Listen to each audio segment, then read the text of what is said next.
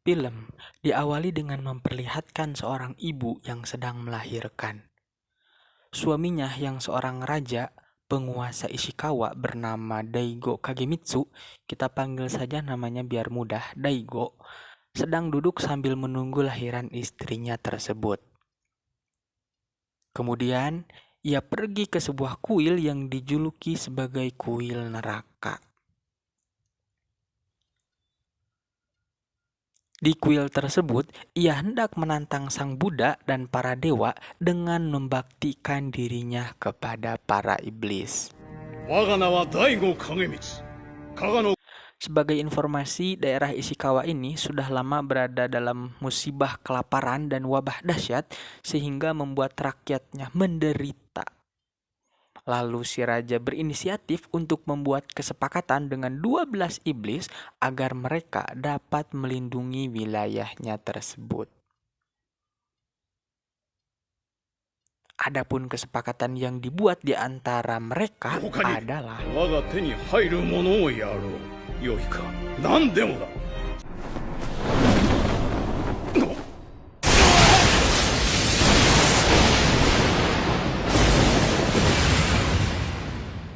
ya, dan suara petir pun menggelegar yang menandakan bahwa kesepakatan di antara mereka sudah resmi disepakati.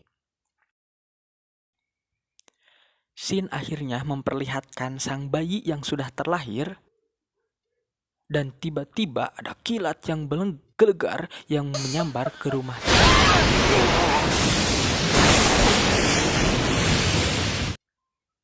Lalu saat Daigo melihat bayinya tersebut, yang terjadi adalah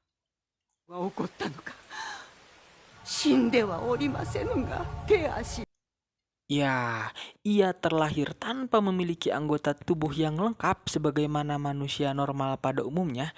Yang ada hanya batok kepalanya saja, itu pun tanpa dilengkapi mata, hidung, dan telinga.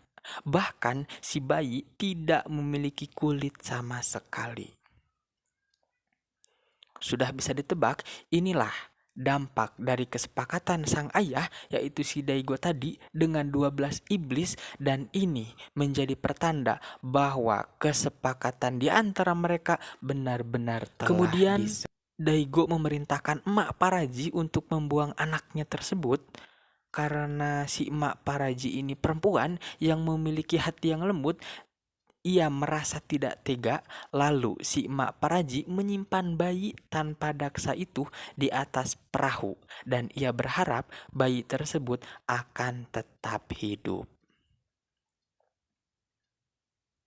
Tidak disadari oleh si emak ini diintai oleh sesosok makhluk dengan kepala tengkorak manusia tetapi badannya berbentuk laba-laba.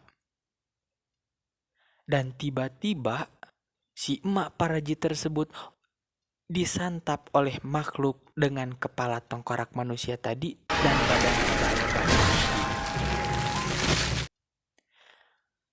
Tidak lama hal tersebut ternyata diketahui oleh kakek buta. Kakek ini, teman-teman, meskipun buta tetapi daya endusnya sangat kuat.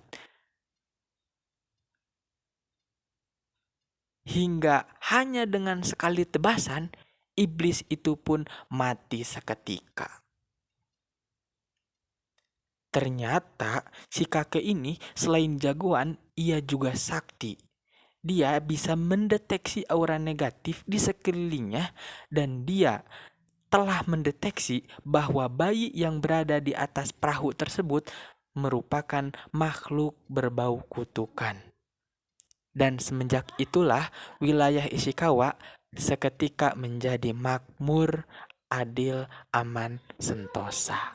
16 tahun kemudian, di suatu wilayah yang kerap terjadi peperangan, terlihat ada seorang pembuat anggota tubuh palsu yang sedang memasangkan kaki palsu ke mayat yang tengah tergeletak.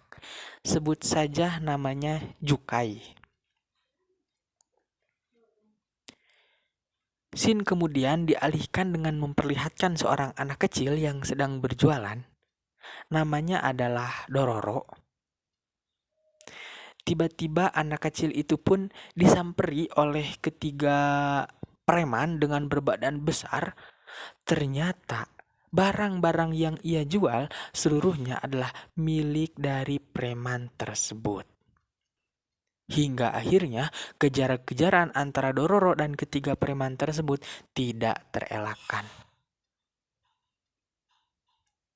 Sementara pada saat mereka kejar-kejaran, kita melihat bagaimana seorang pemuda yang berwajah tidak sempurna atau seperti boneka dikomentari oleh seorang anak.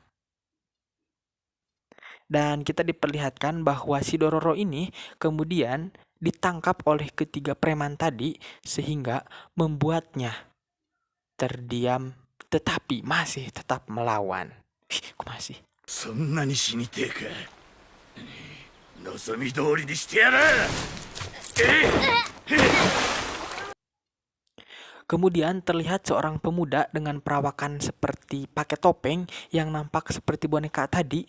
Ternyata dia adalah bayi yang tanpa anggota tubuh tadi yang kini sudah berusia 16 tahun. Dan namanya ternyata Hyakimaru. Hyakimaru. やんのか兄ちゃん。 Seluruh anggota tubuh yang melekat pada dirinya adalah palsu, yang dibuat oleh Jukai yang selama ini merawatnya. Ternyata Hyakimaru ini tidak sedang memperhatikan si Dororo dan ketiga preman tadi, tetapi dia merasakan ada aura negatif di hadapannya. Sebagai informasi, dia ini dapat mendeteksi iblis dengan aura berwarna merah. Jadi kalau di depannya itu ada iblis, maka yang kelihatan itu warna merah gitu.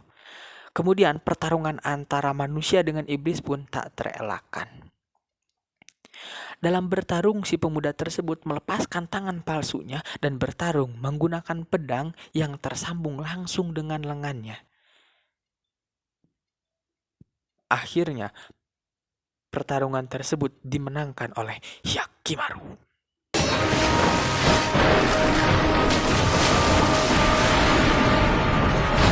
Dan ya, tak lama setelah pertarungan selesai, topengnya pun terjatuh dan ternyata itu membuat wajah aslinya terlihat.